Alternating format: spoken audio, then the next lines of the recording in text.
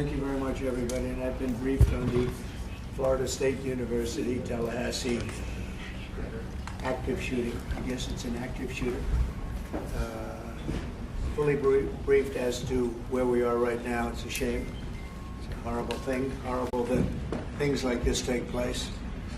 And we'll have more to say about it later.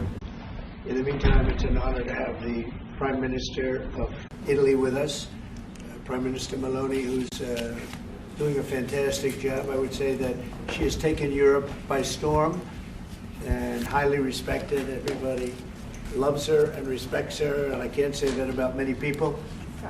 And she's become a friend, and we really have a great relationship between Italy and ourselves. And we talked about trade. We talked about many, many things during our luncheon, and she'll be saying a few words, but she's a very special person, and it's nice to have you with us. Thank you very much. Thank you very much, Mr. President. Thank you for your warm welcome. Thank you for this occasion, which is a today is April 17, and April 17 marks the anniversary of the agreement that allowed Cristoforo Colombo to make his trip. And I say to remember how ancient are our ties, but also to remind that we both share another fight, which is the fight against the woke and ADI ideology that would like to erase our history. And as I know that we share lots of things on tackling illegal migration, on fighting against synthetic drugs. You know, Italy has been one of the nations that made a plan against fentanyl, for example. But we have been talking about many bilateral topics and things that we can do together, about defense, about economic, about economy, about space, about energy. Italy will have to increase its LNG imports, and also nuclear that we are trying to develop. I think there can be ways to work together, and the Italian enterprises will invest, as they've been doing for many years, as you know, in the next years, I think around 10 billion. That shows how interconnected our economies are. And that's very important, Mr. President. It's not only about Italy, it's about the entire Europe. The exchange between us is a very big one. Investments, trade. It's a topic that we are discussing in this week. But at the end of the day, look, somebody calls me, I was saying it before, such a Western nationalism. I don't know if it is the right word, but I know that when I speak about West, mainly I don't speak about a geographical space. I speak about a civilization. And I want to make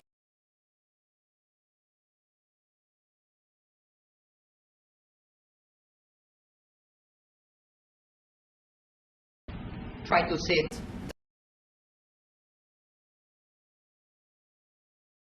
for having accepted an invitation to pay an official visit to Rome in the near future, and consider the possibility in that occasion to meet also with Europe. The goal for me is to make the West great again. Okay? And I think we can do it together. We can. We will keep on work on that. I'm going to close. I want to say only, I'm proud of sitting here as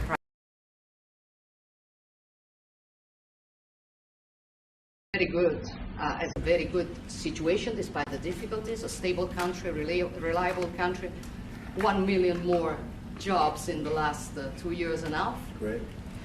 Inflation is going down, so you forgive me if I promote a bit my country, but you're a businessman and you understand me.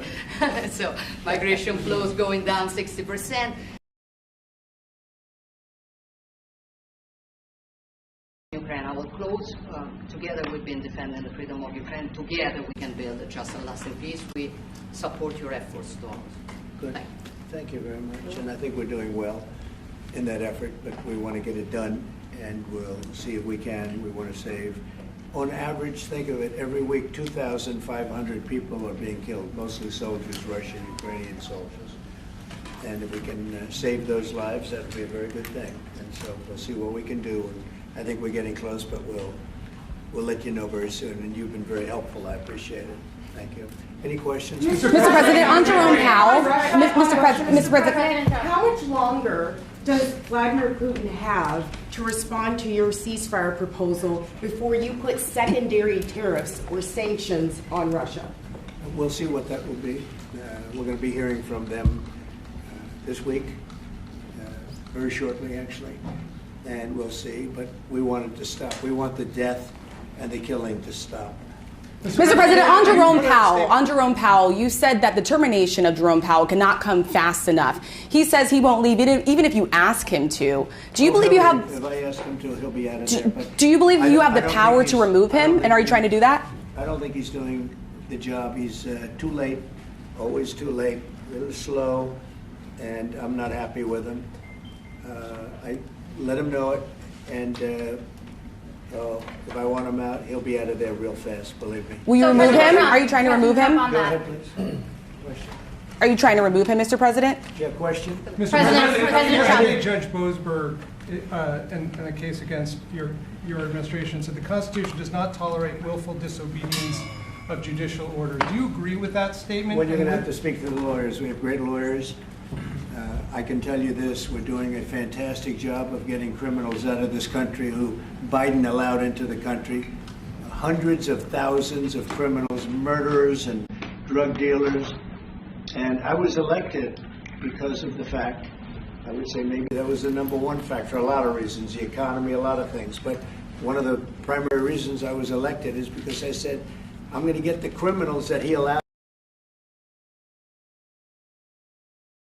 I'm going to get them out, and I got a lot of votes, record-setting numbers of votes, as you know. We won everything, the popular vote, all 7 swing states, we won everything, and that's what the public wanted, and that's what I'm doing. But you'll have to speak to the lawyers because it's up to them. Mr. President, what do you think of the proposal from France and UK of a peace mission in Ukraine with soldiers, and do you think that Italy should take part into it? Well, I think Italy will have to make that determination, but peace missions are always good with me. I'm okay with peace missions. Yeah, please. Mr. President, have you discussed, what areas of cooperation have you discussed with the Prime Minister vis-a-vis Italy and the United States and Europe and the United States? And on China? We discussed it very briefly. No, we're doing very well with negotiations, I think, with all countries. Do you have a timing? And Scott could tell you a little bit, but we are doing very well. We have a lot of countries that want to make a deal. Frankly, they want to make deals more than I do. Go ahead, Scott. Would you say something? Yeah, we've got a process in place. We're working on the big 15 economies first. We had a fantastic meeting with Japan yesterday. I believe there have been calls with the EU already. And then we have South Korea coming in next week. And I believe India is also talking, or that's moving very quickly. Mr. President. On Ukraine, sir, President Zelensky has said he has evidence that China is supplying weaponry or ammunition to Russia. Do you have any evidence along those lines? And also, he said we could see a minerals deal signed this week. Is that? Well, we have a minerals deal, which I guess is going to be signed on Thursday, Scott, next Thursday, soon. And I assume they're going to live up to the deal, so we'll see. But we have a deal on that. No, I have no comment on that. I have no idea. That's his statement, not mine. Mr. President, you waved off an Israeli attack on Iranian nuclear facilities. Can you comment on that? Is that accurate? And they say the attack is what? That you waved off an Israeli plan to attack Iranian nuclear facilities recently. I wouldn't say waved off. I'm not in a rush to do it because I think that Iran has a chance to have a great country and to live happily without death, and I'd like to see that. That's my first option. If there's a second option, I think it would be very bad for Iran, and I think Iran is wanting to talk. I hope they're wanting to talk. It's going to be very good for them if they do, and I'd like to see Iran thrive in the future, do fantastically well. I know the Iranian people, they're incredible people. always have been very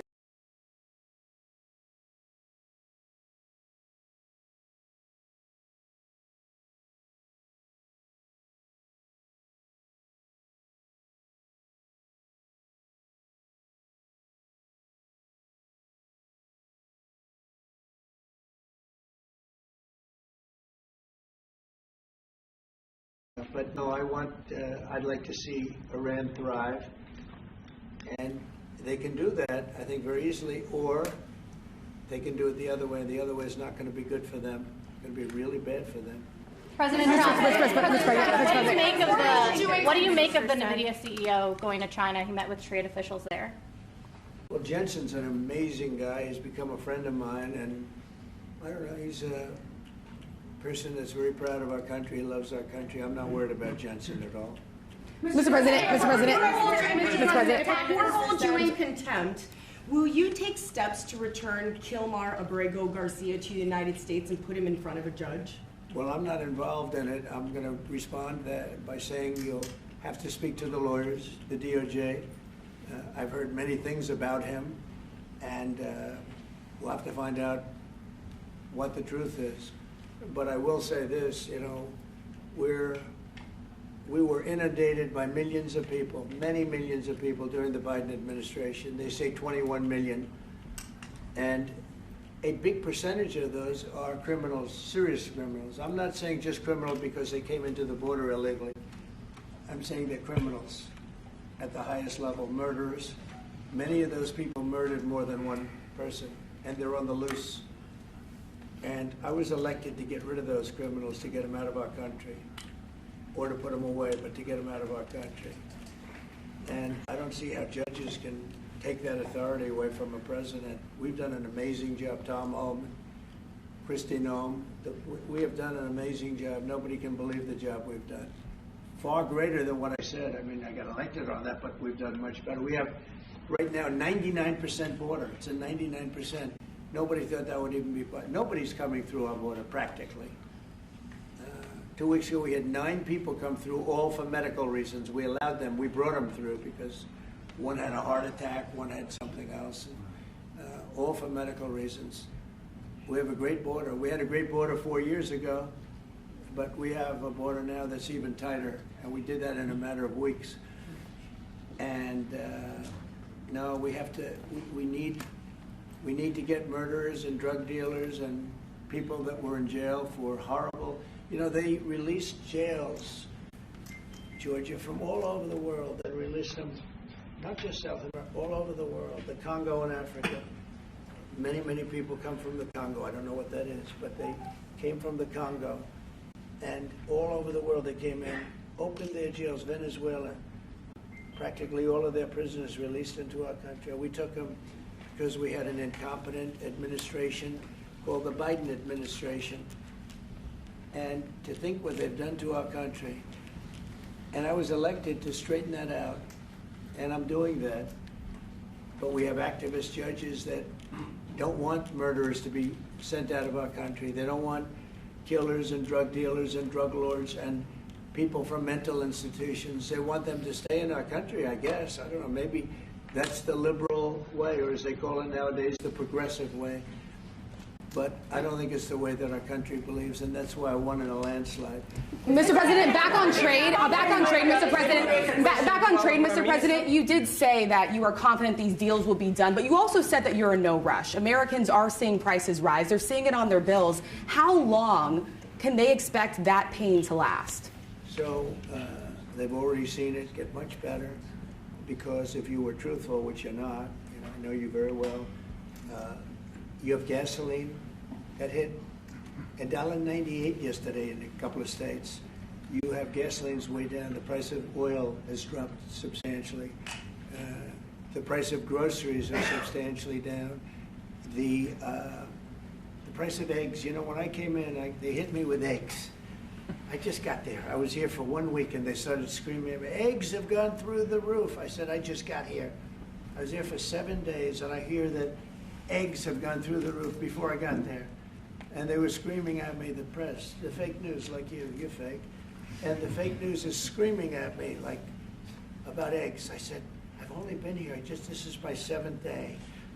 And they were right. They went up 87%, and you couldn't get them. They said, you won't have eggs for Easter, which is coming up. Happy Easter, everybody. You won't have eggs for Easter. And we did an unbelievable job, and now eggs are all over the place, and the price went down 92%. And our Commissioner of Agriculture, Brooke, has done a fantastic job. Literally done a fantastic job. So prices haven't gone up. The only thing that's gone up, actually, is interest rates, because we have a Federal Reserve Chairman that is playing politics. Somebody that I've never been very fond of, actually. But he's playing politics. Interest rates should be down now. They should be coming down. In Europe, as you know, they reduced them, I guess 7 times. It looks like they're going to reduce them again and again and again. But our guy wants to play cute. But interest rates are pretty much even. Maybe they went up just a slight bit, but that's the only thing. But that's because of the Federal Reserve, because they're not very smart people. But do you regret can you clarify those? Do you regret nominating him? President. Do you regret nominating him, Jerome Powell? Look, in the first 4 years, we had the greatest economy in the history of our country. Stock market went up 88 points. I think he's terrible, but I can't complain because we had the most successful administration economically in the history of our country. I think we're going to do even better this time because you will see that the numbers that we're taking in are astronomical. We're taking in tremendous amounts of money with the tariffs. We were treated very unfairly on trade, and countries are having a hard time getting used to the fact that they can't do that to us anymore because we have a real president. We have a president that understands what it's all about. We had presidents that, in some cases, were smart, but they didn't understand business, or they didn't like business, or it wasn't like a priority. And then you had like the last administration, the only thing they were good at was cheating in elections. That's about all they could do. They couldn't do anything. They were useless. They were incompetent. Worst administration in the history of our country. Worse than Jimmy Carter. Jimmy Carter died a happy man. You know why? Because he wasn't the worst president. Joe Biden was. So I think you're going to see some fantastic numbers when this all happens. It's happening now. I mean, everybody wants to make a deal. And if they don't want to make a deal, we'll make the deal for them. Because that's what's going to happen. We're just saying this is what it is. But we want to listen to everybody. I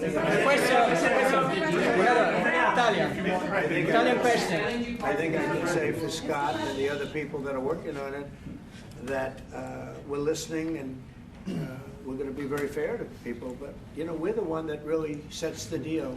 That's what we'll be doing. Mr. President,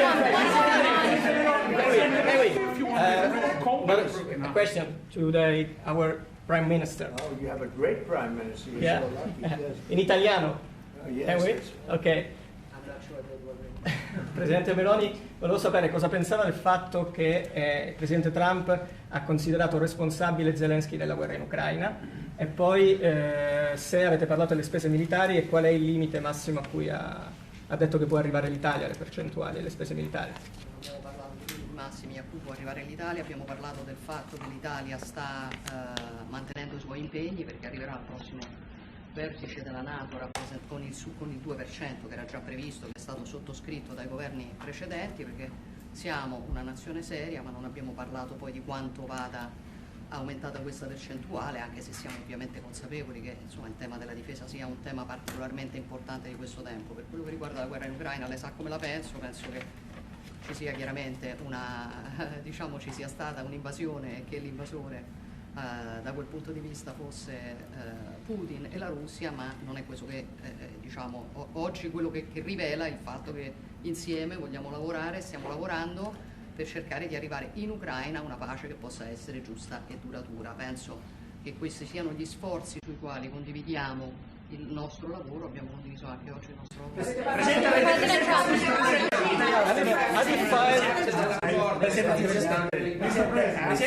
That was so beautiful. What did you say, please? It was beautifully presented. Presidente Meloni, avete discusso di Cina? Avete discusso di Cina e della possibilità anche che l'Europa... Guys, have some respect, please. Thank you. Avete discusso No, di no, Cina? wait. Deve tradurre. No, sorry. I want to hear what you said. Volete capire cosa ho detto? Go ahead. Prime Minister Meloni was asked what she thinks about the fact that President Trump holds Zelensky responsible for the war in Ukraine. And Prime Minister Meloni answered, well, we have and also if you talked about the military spending, how in the raising of the military spending, and the first thing Prime Minister Meloni said is that no, actually we about military. It's a commitment with 2%, and then we will see, because we are absolutely aware of the fact that it is very important Well, I will do defense that. Is very Wait, important. I will do that. Important. They've been asking if we decided on a defensive percentage about the defensive spendings, and I said NATO. yes, NATO, and I said that Italy is reaching the 2% as it was already decided. We didn't speak about a specific other percentage, but we are aware of the fact that defense is important for the future, and we see also the work that we are trying to do at the European level. And I don't know if Zelensky responsible, No. but I'm not exactly thrilled with the fact that that war started. That was a war that would have never started if I were president. You'd have millions of people living right now that are dead. You'd have cities that would be open and thriving, and they'd have their beautiful turrets. Those turrets are the most beautiful in the world, but they're not with us any longer. They're smashed to smithereens, laying on the ground in a million pieces, getting hit by rockets, bombs, and bullets. And so I'm not happy with him, and I'm not happy with anybody involved. I think it's a war. I know it's a war. It didn't happen for 4 years. It was never close to happening. It was never even a thought. And I spoke to President Putin about it a lot. It was the apple of his eye, but there's no way he would have ever gone in if I were president. Now I'm trying to get him to stop because, as you know, Russia's a lot bigger. It's a bigger military force. And if you're smart, you don't go involved and get involved in wars that you can blame the man that was sitting in this seat. Biden, he didn't know what the hell was going on, but I can guarantee you that, and everybody agrees to it, if I were president, that war would have never taken place. I'm not blaming him, but what I am saying is that I wouldn't say he's done the greatest job, okay? I'm not a big fan. I really am. I'm not a big fan. President Trump. Discusso di Cina e della possibilità che l'Europa ponga dei dazi, diciamo, sulla Cina. Mr. President, are you sure about the definition of parasite of European? Would you say again that European are parasite? Would you say again that European are parasite? Said that Yeah. Europeans are parasites? Yeah. Have you You said said it? No, I haven't said. I don't He know. didn't say. I don't even know what you're talking about. Mr. President, did you say you have a deal with Ukraine? May I ask you if you have discussed the Prime Minister possibility? Meloni. Wait, next. President, Go. Thank you. Prime Minister Meloni just said we want to make Europe great again, and we want to do it together with the United States. Did you? I guess that's what you said, Mr. Prime Minister. How are you going to do that? And are you looking to do it to counter China, who is really trying to gather influence against the United States with the help of a disjointed Europe? I hope that Europe is going to be great again. Europe is going through a lot of problems, and a lot of it's having to do with immigration. And I'm not a big fan of Europe and what they've done with immigration at all. And I think they got to get smart, because Europe is being very badly hurt by what they've done with immigration. Now, I'll say this, that the Prime Minister has taken a very tough stand on immigration. And I commented to her before. I said, I wish more people would be like you having to do with that subject, but they're not. Europe is very important to me. Europe is very important to the world. I want Europe to do very well. I think they have to get a lot smarter on immigration. But we are beginning doing it. You've all seen now the policies of the European Union in the last, let's say, 2.5 years have been changing. Okay, at the beginning we were talking only about how we were redistributing illegal migrants coming to Italy. Now we are talking mainly about how to stop illegal migration, work with the countries of origin and transit, and to return people. The European Commission just did the new rules about repatriations and things like that. So things are changing, thanks also to the example that Italy brought in lowering the rates of illegal migration. So we are working now together. So I'm optimistic on that. President Trump, on the Ukraine deal. You have discussed the option of starting here with Italy on satellite communications. And President Trump, if you want to see the Google company broken up. The Google what? The Google company. What about the Google business? You want to see it broken up, separated. Go ahead, please. Oh, well, we didn't discuss about Starlink. We've been discussing about defense space. We will work together also in the Mars missions. So there are big things to do together, but we didn't discuss. On Ukraine, Mr. President, can you just clarify on Ukraine? Anything in your conversation changed your mind potentially about tariffs and what you plan to do going forward? Was there anything the Prime Minister said to you that changed your perspective on this? Tariffs are making us rich. We were losing a lot of money under Biden. On trade, and now that whole tide has turned. We're making a lot of money. We're taking in a lot of money. Don't forget, we're taking in 25% on cars, 25% on steel, 25% on aluminum, 10% baseline. We put penalties on China for sending us fentanyl. We put penalties on Mexico and Canada, 20 allowing fentanyl and allowing the borders to be weak. No, we're taking in billions and billions of dollars while I sit here and talk to you. And we didn't take in anything before other than the tariffs that I put on previous to Biden, which were the tariffs I put on China, where we took in, up until this point, probably $700 billion. They were Trump tariffs. He tried to weaken them. He did everything he could. You know, he got paid money by China, right? The family got paid money. And so I don't know, maybe that was the reason or maybe it wasn't, but he tried to weaken them, but he couldn't because there was so much money that his budgets, you know, they couldn't stand not doing it.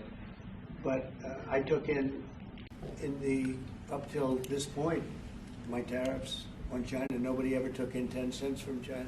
No other president took in 10 cents. I took in more than $700 billion from China. So we're doing very well. I mean, our is doing very well. They had a bad report today from one of the healthcare companies that had an impact on the stock market. But this isn't about that. This is really, we're building a base. We're building a country like no other. And again, I had the strongest economy in the history of our country by far. History of any country, probably, but the history of our country in 4 years. And I think this has a chance to be much better. Can you just clarify on the mineral deal? Will that be signed here at the White House with Ukraine on Thursday? Will President Zelensky be coming here for that? I don't know exactly. I'm going to leave that to Scott. What do you think? Where would it be signed and when?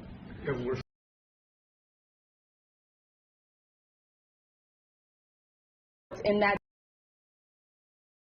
it's substantially of what we do.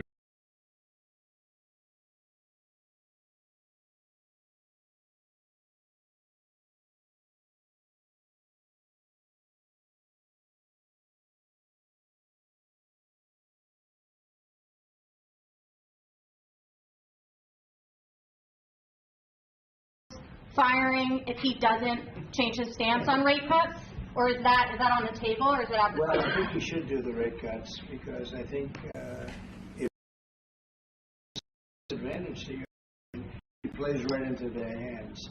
So I think you should do the rate cuts. We don't have really inflation now. I just said the major things are going down. Oil is great. Oil is way ahead of schedule, and that's because of our policies. But oil is down into the $60, $65 range now per barrel. And I told you, in certain states we have less than $2 for gasoline. And Food is down. Groceries, as we call it, are down. Other than interest rates, everything's down. Interest rates are pretty flat. It's not that they're up, but we should be better than flat. We should, if he would lower the interest rate, I think it would have a good impact on that too. And if he but doesn't, the costs are down. We have very little inflation. I would say we have essentially no inflation. Hard to have inflation when oil goes down, and oil goes down. When Biden came in, oil went through the roof. That's what caused our problem. That and his very dumb spending. But when the oil prices go down, and they have gone down a lot, we've gotten it down really good. We've opened it up and we've gotten them down. And that means that people driving cars are going to be paying $2 and $2.50 instead of $4.50. And even at the end, and they tried just for the purpose of the election to get it down, but they had really lost that sucker. It was not good. But if they had won, oil right now would be at $7 or $8 because of their policy. And we're going to be at about $2, could be even a little bit less than that. And you're starting to see it. So I don't know how you can have inflation when oil has come down quite a bit. And I would say the Fed really owes it to the American people to get interest rates down. That's the only thing he's good for. And he would have an effect on that if he lowered them. And I think at some point he will. He's going to have a lot of political pressure. They are political also. And I think there's a lot of political pressure for him to lower interest rates. Okay? Have you talked about China? Best ally. Do you think that, sorry. Please. Do you think that Italy can be your best ally in Europe? And also, do you ever notice when you walk if you step on ants? Only if the Prime Minister remains a Prime Minister can it be our best. What about she's doing a great job. And yeah, certainly one of our great allies, not just in Europe, anywhere. She's a fantastic person and doing a great job. And our relationship is great. And we have a lot of Italians in this country, I tell you, and they like Trump. Voted for Trump. Thank you very much, everybody. Thank you. Have you talked about China? Thank you, Mr. President. Thank you. China. Thank you. Thank you, Prime Minister. Thank you. Thanks, guys. Have you talked about China? Thank you. Thanks, guys. How do you think they're doing? Mr. President, how do you think the cabinet's doing?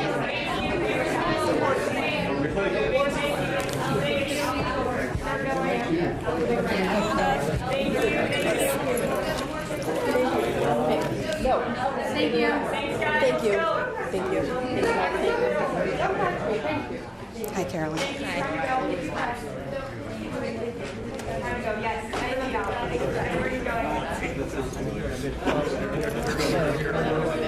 Keep walking, keep walking, keep walking, keep walking. Down the line, keep going, keep going.